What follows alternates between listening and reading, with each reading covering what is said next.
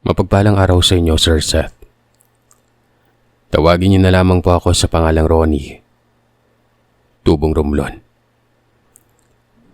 Gusto ko lang ibahagi sa inyo ang aking karanasan tungkol sa isang nilalang na magpasa hanggang ngayon ay hinding-hindi ko makakalimutan. Nangyari ang kaganapang ito taong 1997 sa lugar ng aking tiyahin sa lalawigan ng Abuyog, Leyte. Na mga panahong ito ay binata pa lamang ako at nagtatrabaho bilang kargador sa bigasan. May nililigawan akong taga-ibang baryong tawagin na lamang natin sa pangalang Rosana. Kawig niya kasi si Rosana Rosas, mga kagiliw. Kaya naman talagang humaling na humaling ako sa dalagang ito. Umabot pa nga sa puntong maging sa pagtulog ko, napapanaginipan ko siya. Ganun ako kabaliw noon sa dalagang yon. Nga pala, nagkakilala kami ni Rosana sa isang piyestahan sa baryong pinagdalan sa akin ng mga kaibigan ko. Nagkaroon ng inuman ng araw na yon. At isa si Rosana sa mga kadalagahang nakasabayan namin sa inuman. Nung una ay ayaw pa nga ng dalagang uminom dahil hindi siya umiinom ng alak at baka mapagalitan pa umano siya ng pamilya niya. Oras na malaman ng mga itong nagiinom siya. Dahil sa kakulitan ng isa sa mga kasamahan namin sa inuman, ay napapayag niya na nga si Rosana na mag-inom. Kaya nga lang ay paminsan-minsan lang dahil hindi siya pwedeng malasing. Dahil hindi siya pwedeng umuwing lasing sa bahay nila. Dahil talagang mayayari siya.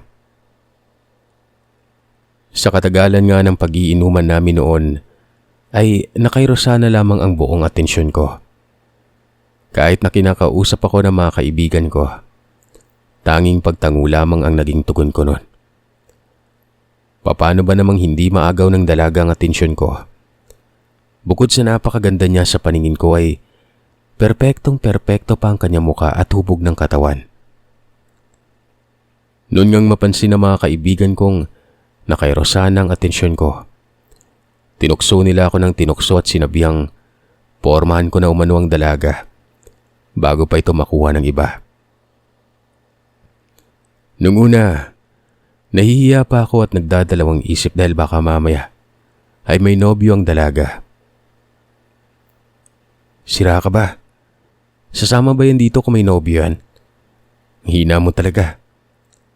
Pabulong pa sa akin na sinabi ng kaibigan kong si Brian, sabay siko sa tagiliran ko. O nga naman par, alam mo kasi, kung may kasintahan ng dalagang yan, tiyak akong hindi yan papayagang sumama sa mga kaibigan niya para makapag-inuman. O kung papayagan man, siguradong sigurado, kasama niya yung jowa niya. Sabat naman ni Saddam. Kung ako sa'yo, sunggapan mo na yung dalagang yan bago ka pa maunahan. Uwi ka naman ni Osef nun. Dagdag niya pang saad, kanina niya pa raw napapansing pinagtitinginan ng ibang mga kabinataan sa kabilang mesa si Rosana. Mukhang may balak yatang umiskor ang isa sa mga yon. Dahil nga sa pag-uudyok ng mga kaibigan ko, kinapalan ko na ang aking mukha't nilapitan ng dalaga. Agara namang nagbigay ng espasyo ang mga kainuman namin para magkausap umano kami ng sarili na ni Rosana. Nung una'y tamang kwentuhan na muna ang ginagawa ko. Habang naghahanap pa ako ng tiyempong bumelong sabihin sa dalaga ang tunay kong nararamdaman sa kanya. Nang makahanap na nga ako ng tiyempo nun, inamin ko na sa kanya ang totoo. Sinabi ko sa kanyang liligawan ko siya at gusto kong pumunta sa bahay nila para patunayang seryoso ako sa sinasabi ko at ninerespeto ko siya nun. Nagwika naman ng dalagang saka na lamang raw niya ako papupuntahin sa bahay nila. Wag na raw muna ngayon dahil abala pa ang kanyang mga magulang. Pumayag naman ako sa kagustuhan niya. Simula nga noong magtapat ako sa dalaga, ay palagi na kaming nagkikita ni Rosana. Palagi ko siyang inaabangan sa labasan ng baryo nila. Dahil ayaw niya naman akong pumunta sa bahay nila Kaya naman nagtiyaga na lamang akong mag-abang sa kanya sa bungad ng kanilang baryo para magkita kami. Ako naman, bilang isang lalaki at nirerespeto ang kanyang nais nun, hindi na ako nagreklamo pa. Mas mainam na nga yun dahil kahit papano, nakakasama ko ang dalaga tuwing pumapayag siyang magkikita kami at masayang-masaya na ako doon. Hanggang sa dumating na nga ang panahong sinagot na ako ng dalaga. At yun ang pinakamasayang araw ko sa tanambuhay, mga kagiliw. Hindi ko kasi lubos sa kalaing ang babaeng labis-labis kong hinahangaan at sa unang pagkikita pa lamang namin ay umagaw na kaagad ng atensyon ko. Ay magiging kasintahan ko na. Isang araw, habang nakaupo kami sa malawak na plaza sa bayan, ay muli kong binanggit ang tungkol sa pamilya niya. Pasimpleng tinanong ko siya kung kailan niya ako ipapakilala sa mga magulang niya noon. Hayaan mo kapag makahanap na ako ng tiyempo, ihaharap na kita sa mga magulang ko. Huwag lang muna sa ngayon. Malambing na wika ni Rosana. Nagpantig ang tenga ko na parabang nakarinig ako ng malaanghel na boses noon. Sa kadahilan ng ihaharap niya ako sa mga magulang niya. Pakiramdam ko noon ay napaka-espesyal kong tao. Talaga, Rosana? Teka, tama ba ako sa narinig ko kaninang malapit mo na akong ipapakilala sa mga magulang mo? Hindi ko napigilan ang sariling matuwa noon. Tumango ang dalaga at nagwika muling huwag raw akong mag-alala dahil gagawa siya ng paraan para makilala ako. Salamat. Nga pala, huwag ka mag-alala. Kapag kaharap ko na mga magulang mo, pangako magpapakabait ako sa kanila para naman magustuhan nila ako. Ngumiti ang dalaga at magpaalam na itong uuwi na dahil magdidilim na at baka mamaya ay mapagalitan pa siya. Tulad ng palaging nakagawian, hinatid ako sa bungad ng baryo si Rosana. Kapag malapit na kami sa bungad ng baryo nila, ay bibitaw na sa pagkakahawak ng kamay ko ang dalaga at bahagyang lalayo nun, na para bang iniiwasan niya ako. Maging ang mga taong nakakasalubong namin ay umiiwas rin siya sa mga ito. Hanggang dito mo na lang ako ihatid. Umuwi ka na. Nakangiting wika sa akin ng dalaga. Tinanguan ko siya at sinabihang mag-iingat siya sa pag-uwi. Noong akmang aalis na sana ako ay biglang may isang lalaki ang kumalabit sa braso ko. Nang tingnan ko ito ay seryoso ang kanyang mukhang nagtanong sa akin kung kaano-ano ko ba raw ang dalagang yon. Kagulat naman ho kayo. Bakit niyo naman po na itanong kung kaano-ano ko siya? Balik kong tanong sa kanya. Hindi niya sinagot ang tanong ko. Bagkus, sa seryosong boses ay binalaan ako nitong iwasan ko raw ang dalagang kasama ko kanina. Dahil hindi ko umano alam ang pinapasok ko noon. Napakunot noon naman ako dahil sa hindi ko maintindihan ang sinasabi ng lalaking ito. Hindi ko makuha ang ibig niyang tukuyin. Teka lang ho. Kilala niyo po yung dalagang kasama ko? Tanong ko. Hindi lang basta kilala. Kilalang kilala ko ang dalagang kasama mo. Lalong-lalo ng pamilya niya. Kung ako sa'yo, iwasan mo na ang dalagang yon. Hindi mo alam ang lihim ng pamilya niya. Baka pagsisihan mo pa sa huli ang lahat kung babaliwalain mo ang babala ko. Anya. Naguguluhan ako sa sinasabi ng lalaki. Kaya naman sinabihan ko siyang linawin niya kung ano ba talaga ang ibig niyang tukuyin dahil hindi ko maintindihan. Ano ba talaga ang meron sa dalaga at bakit niya sinasabing iwasan ko ito? Basta, mahirap lang mabitaw ng salita at baka may makarinig pa sa akin. Ang mahalaga'y binalaan na kita. Saad pa ng lalaki noon. Mabilis nang naglakad ng lalaki papasok ng baryo. Wala nang lingon-lingon. Napapailing na lamang ako habang sinusundan ng lalaking nagmamadaling maglakad papalayo. Sabi ko pa nga, baka may saltik yata yung taong yon. Umuwi na ako. Nang gabing yon ay hindi ako makatulog sa kakaisip tungkol sa sinabi ng lalaki. Hindi ko maintindihan kung bakit binalaan niya ako tungkol kay Rosana. Sa isip-isip ko, bakit parang maraming alam ang lalaking yon tungkol sa kasintahan ko? Kung magsalita kasi ito ay parang minsan na siyang naging malapit kay Rosana. Tsakang napapansin ko din, bakit tila iniiwasan ng mga taga-baryo itong dalagang ito, na para bang may sakit itong nakakahawa. Habang tumatagal ang relasyon namin ni Rosana, ay parang may kakaiba akong hindi magandang nararamdaman sa dalaga. Bakit tila napaka-misteryosa niya? Panay ang pagbuntong hininga ko habang iniisip ang kasintahan ko at ang lalaking nagbigay ng babala sa akin noon. Kinabukasan, pinuntahan ko si Saddam para sana'y humingi ng payo sa kanya kung ano ang dapat gawin. Hindi pa man ako nakakalapit sa bahay ng kaibigan ko, natanaw ko na siyang nabibilang sa mga nag-uumpukang tao sa gilid ng daan nun.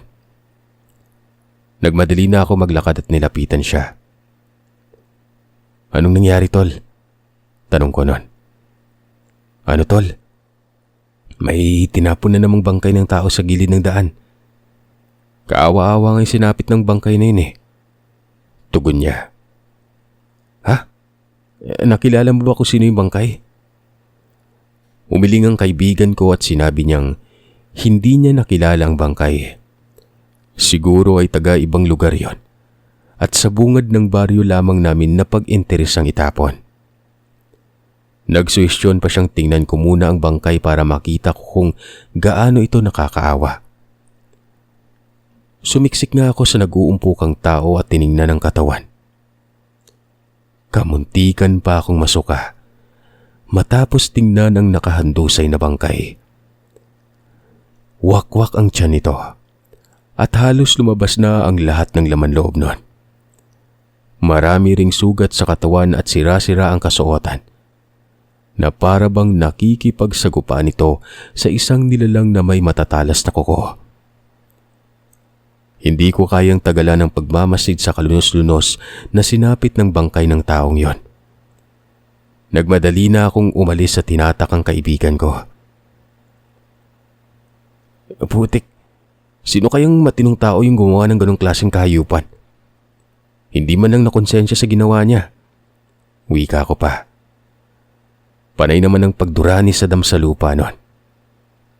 Nakakasukang tingnan. Hindi ko lubos maisip na may kayang gumawa ng ganon kabrutal. Pambihira. Hindi pa siya kinuha ng demonyo. Bulalas pang wika ni Saddam nun. Oo nga, wala na yata sa matinong pag-iisip yung taong gumawa ng ganon. Wala na talaga. Sino ba namang may matinong pag-iisip ang gagawa ng ganon? Nga pala, anong atin at bakit naligaw ka yata dito sa bungad? Tanong niya. Sinabi ko sa kanya ang tungkol sa lalaking nakausap ko kahapon. Binanggit ko rin sa kanya ang babala nito at ang kakaibang kinikilos ng mga taga-baryo tuwing nakikita nila si Rosana o kaya naman ay nakasabayan. Tingin mo, Saddam, ano kaya yung babalang sinasabi ng lalaking nakausap ko kahapon? Nung tanungin ko kasi siya kung anong ibig niyang sabihin, binalaan niya ako ni.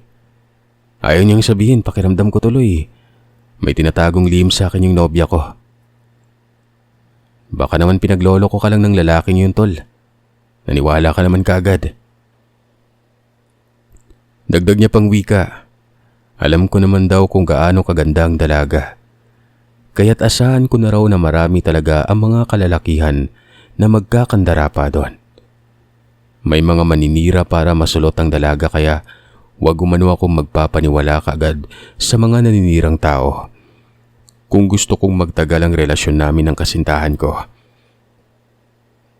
Natawa naman ako noon gawa ng May katandaan naman ang lalaking sinasabi ko sa kanya, kaya imposibleng magkakagusto yun sa kasintahan ko. Bigla kaming natahimik nang marinig namin ang pinag-uusapan ng tatlong matanda.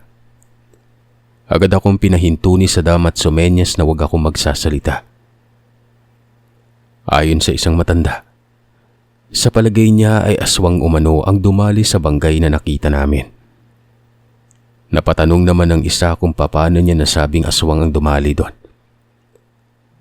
Ayon sa matanda na si Aling Esing, wala namang matinong tao ang kayang gumawa ng ganon.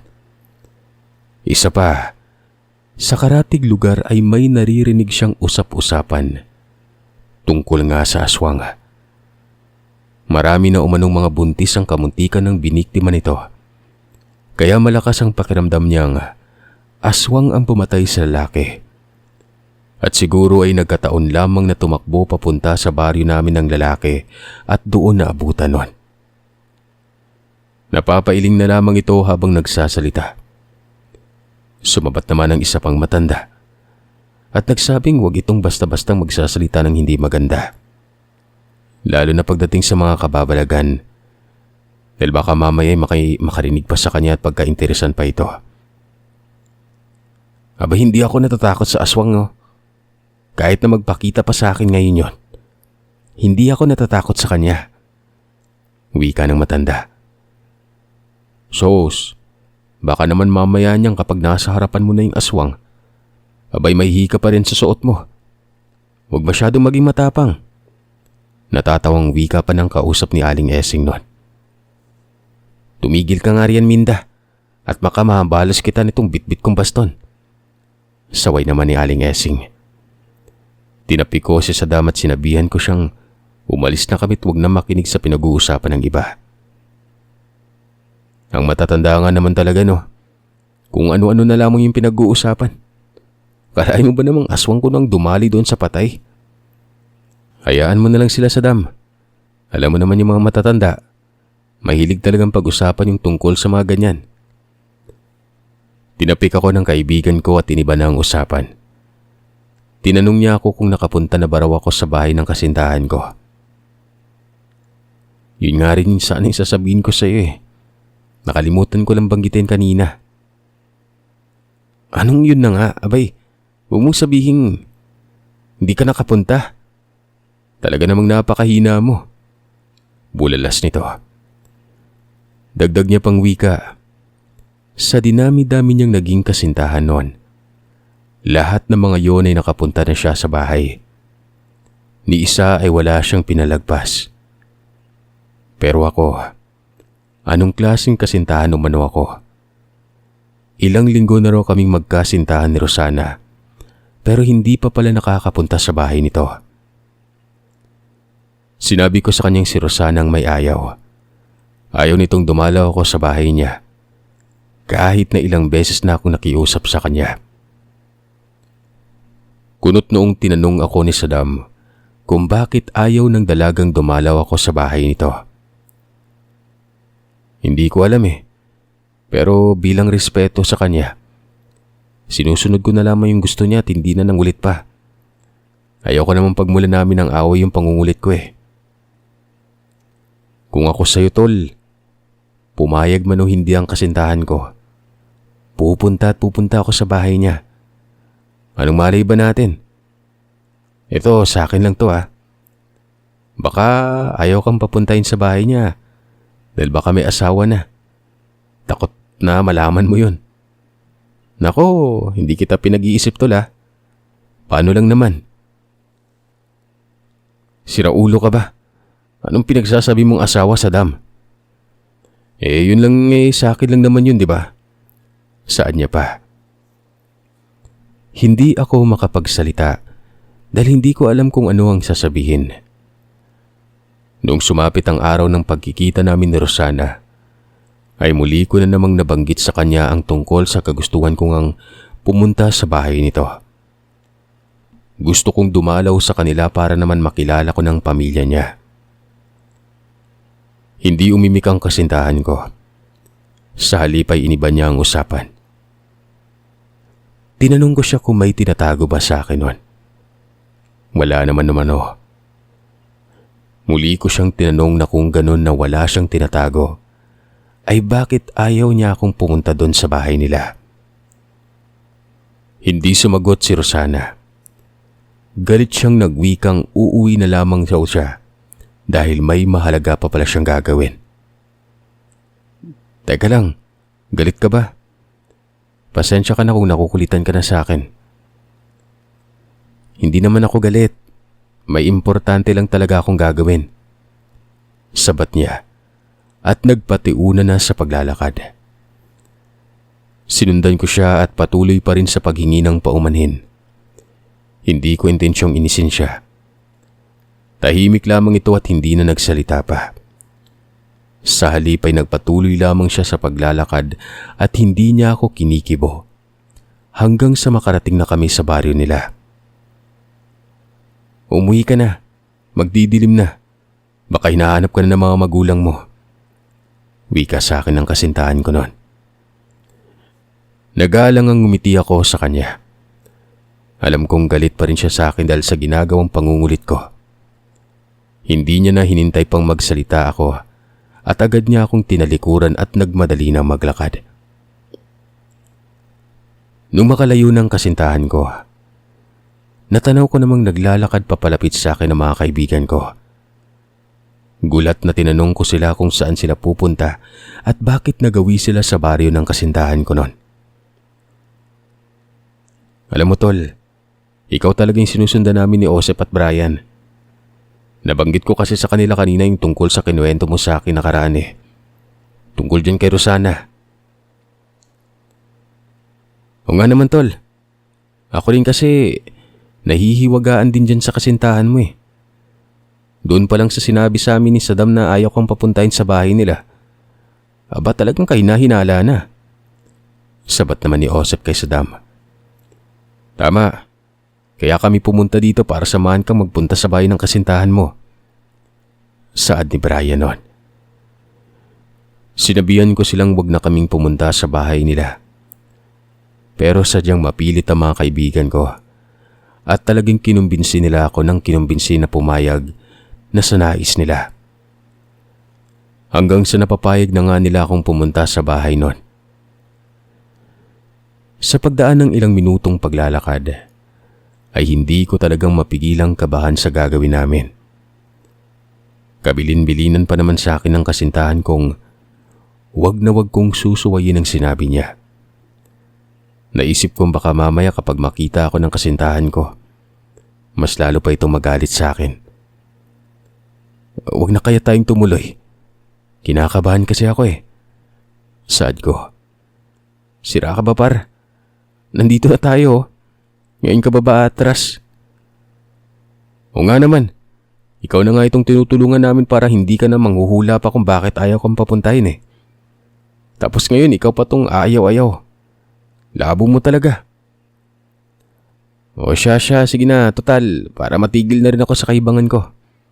Mabuti pa nga at pumunta na tayo sa bahay ni Rosana. Nang nasa kalagitnaan na kami ng baryo, huminto kami at nagpalipas muna ng ilang minuto bago tuluyang naglakad.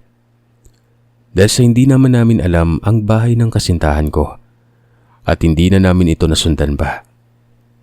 Kung kaya't nagtanong-tanong kami sa nagdadaang tao noon.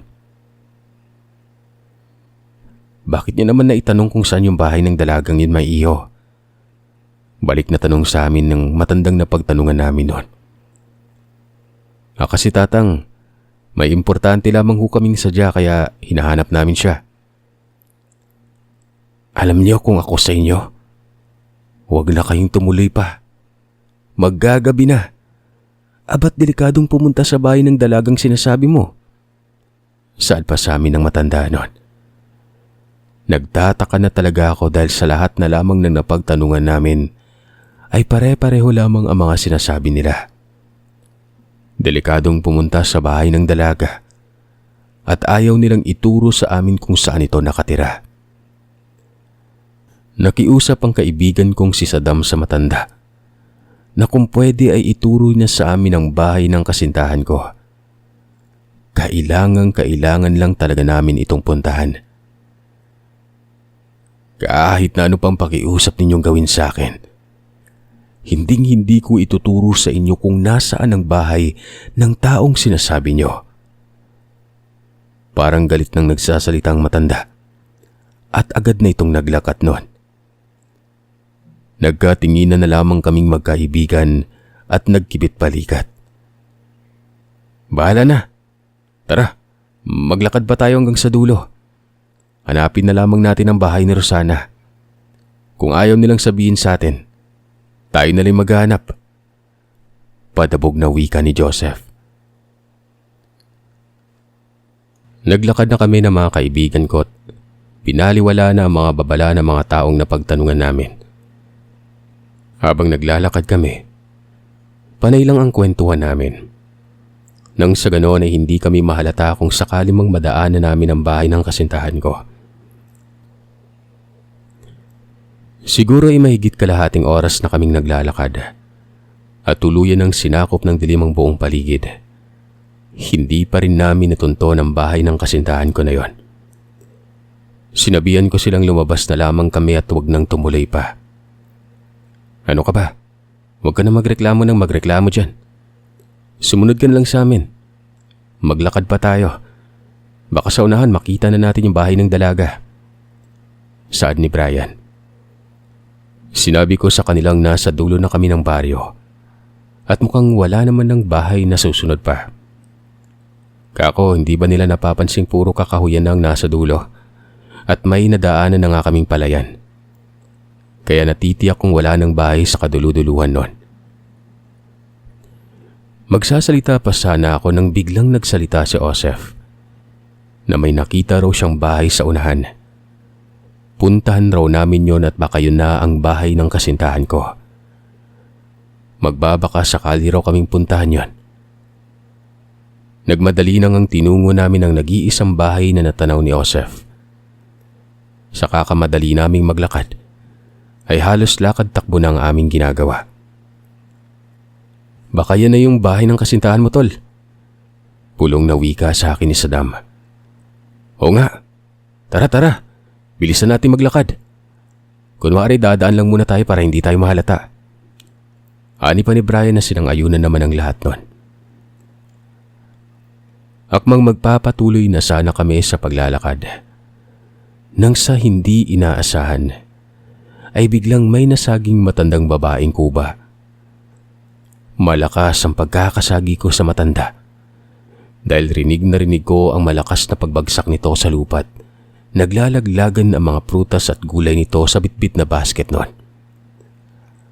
Agaran akong humingi ng paumanhin sa matanda dahil hindi ko naman sinasadyang masagi siya at tinutulungang pulutin ang mga nagkalaglagang pagkain. Nung tingnan ko ang matanda ay matalim itong nakatingin sa akin at nagwika ng, "Bulag ka ba, iho?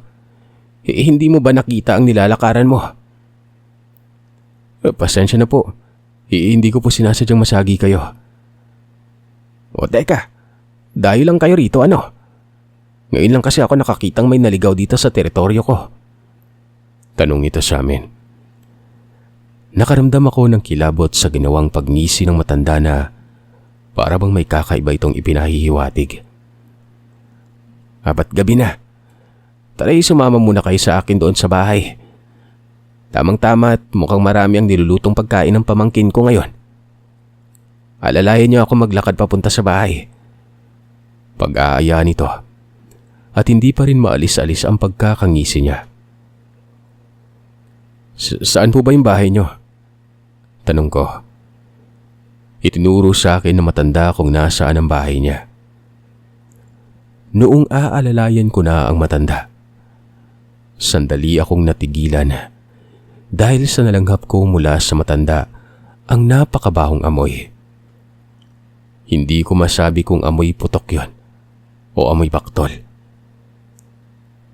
"Uy tol, hindi mo pa ba alalayan si Manang? Tingnan mo nga kanina pa siya nag-aabang na alalayan mo. Kung ayaw mo siyang alalayan, ako na lang iaalalay sa kanya." Sambit ni Joseph. Tapos ay nagmadali ng inalalayan niya ang matanda at naglakad na kami papunta sa bahay nito. Ewan ko ba kung bakit ng mga sandaling yon ay bigla akong kinutuban ng hindi maganda.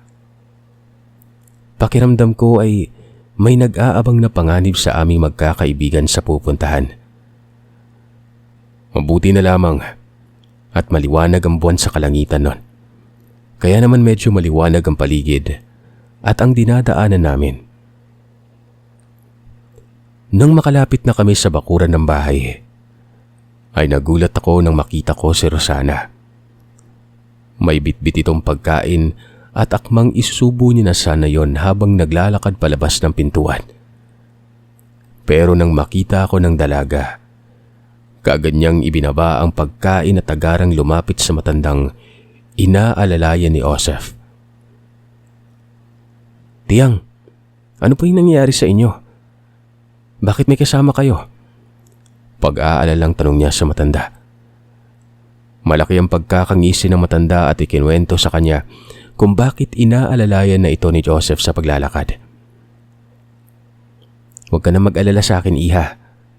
Dahil ayos na ayos lamang ako." Humahagikik na tawa nito at inutusan ng kasintahan kung bilisan na raw niyang magluto. Dahil sa kanila raw kami maghahapunan. Kita ko sa mga mata ng dalaga ang pagkabigla at mukhang hindi niya nagugustuhan ang sinabi ng tiyahin niya. Kaya naman bago siya makapagsalita, ay mabilis na akong kumontra sa nais ng matandang yon. Sinabi ko sa kanilang sa bahay na lamang kami maghahapunan dahil sa uuwi na rin naman kaagad kami pagkagat ng gabi.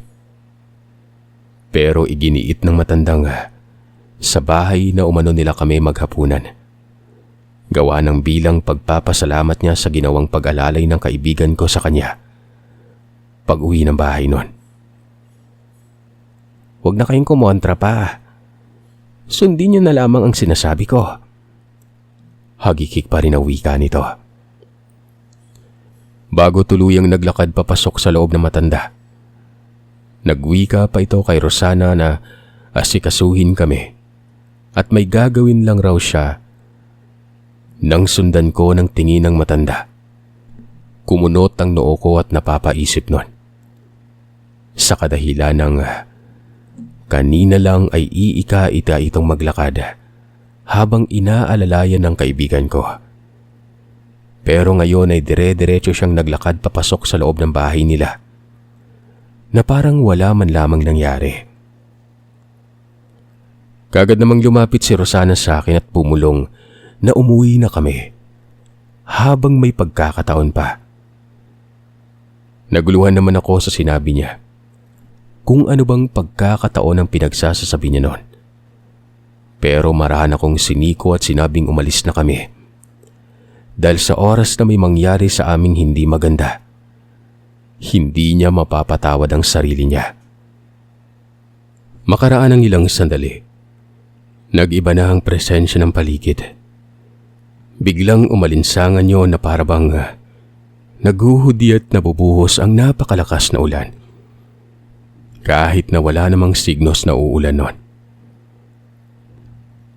"Oh, ano pang hinihintay niyo dyan? Pumasok na kayo rito para makaupo at maganda ka na makakain nila, iha." Tawag sa amin ng matanda.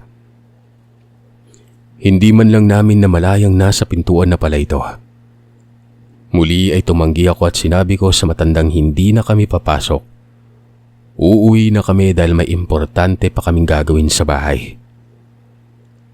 Tila hindi nagustuhan ng matanda ang sinabi ko. Sa kadahilan ng biglang sumeryoso ang mukha niya at matalim na tumititig sa akin. Maya-maya pa, ganoon na lamang ang gulat ko nang makita kong nangapal ang kilay ng matandang yon. Para bang nag-iba ng panandalian ng kanyang mga mata't naging mata ng pusa yon na nagbabaga. Bahagya namang napaatras sa mga kaibigan ko at sa palagay ko ay nakita rin nila ang nakita ko na mga panahon na yon.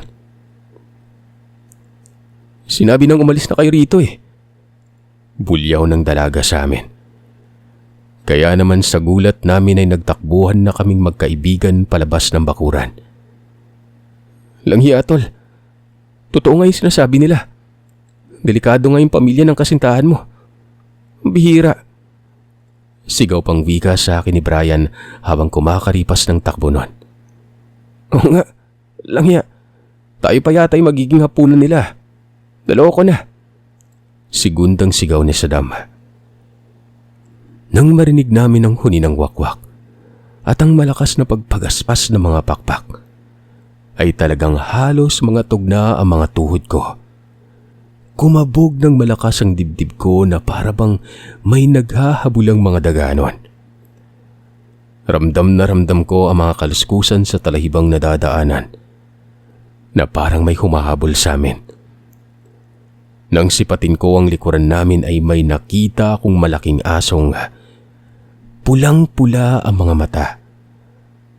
Grabe ang panlilisik nun.